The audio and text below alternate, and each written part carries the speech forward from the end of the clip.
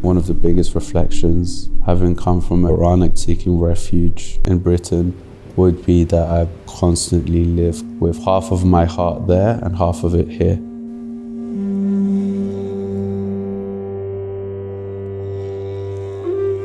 There are particular memories that stand out, such as the day I was leaving, how sad and confused I was as to why I'm leaving all my family members. I didn't necessarily know where me and my mother were going.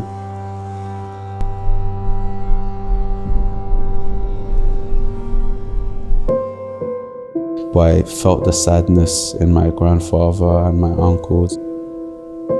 You don't necessarily want to leave your home. You don't want to go somewhere new. You don't want to leave your friends and family.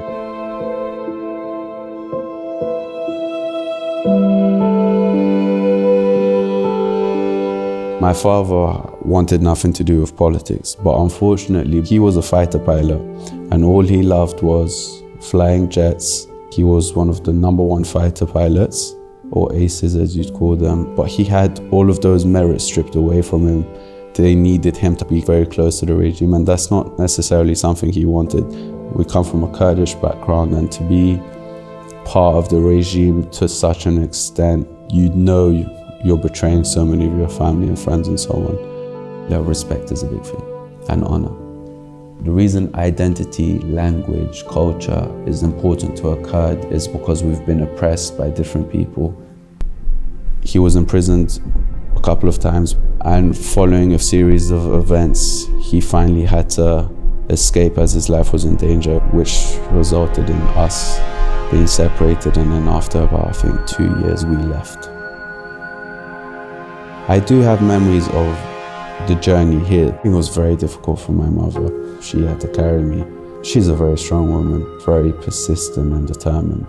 One memory in Italy, I was very scared as the police had German shepherds that were barking, and I think we spent a night in a jail, which was cold.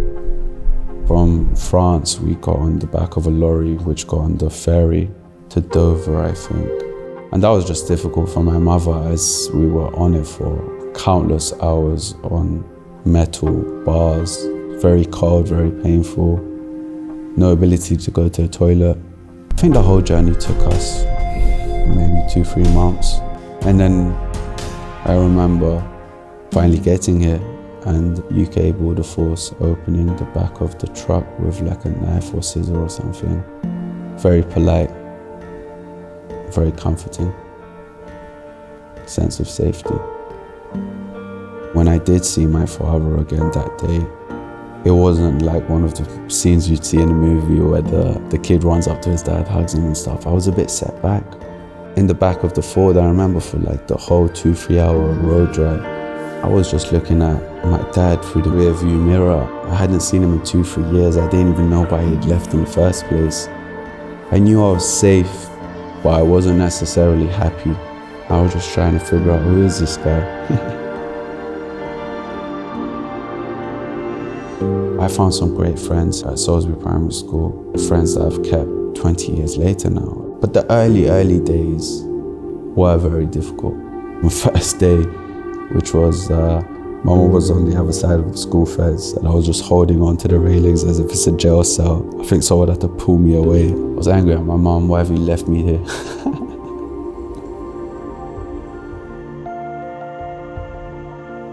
I have loads of memories at Salisbury Wild. Really enjoyed the art. I think art's a great way to express yourself, and especially when you're dealing with a bunch of kids who have had different types of difficulty and everyone's got their own story. When I was doing my A-levels, I had a lot of different family problems going on. In maths, I got U the first time I did it. Retook it and I got A.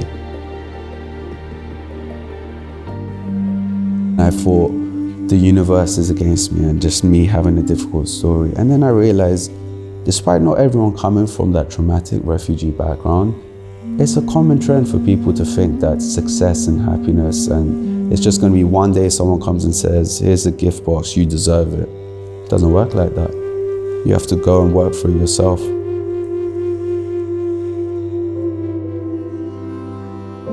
Currently studying for a maths degree.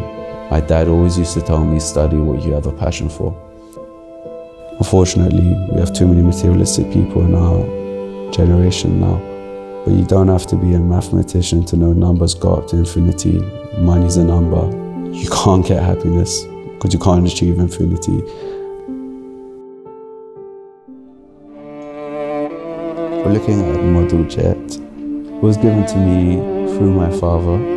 It represents his story and as a result my story of being a fighter pilot, the political issues leading to us having to move, how life has changed from then till now, and in a symbolic sense, especially for the oppressed individual, flying represents freedom. And that, in essence, is I think what we all strive for, isn't it? Freedom to do what we want, freedom to live as we want.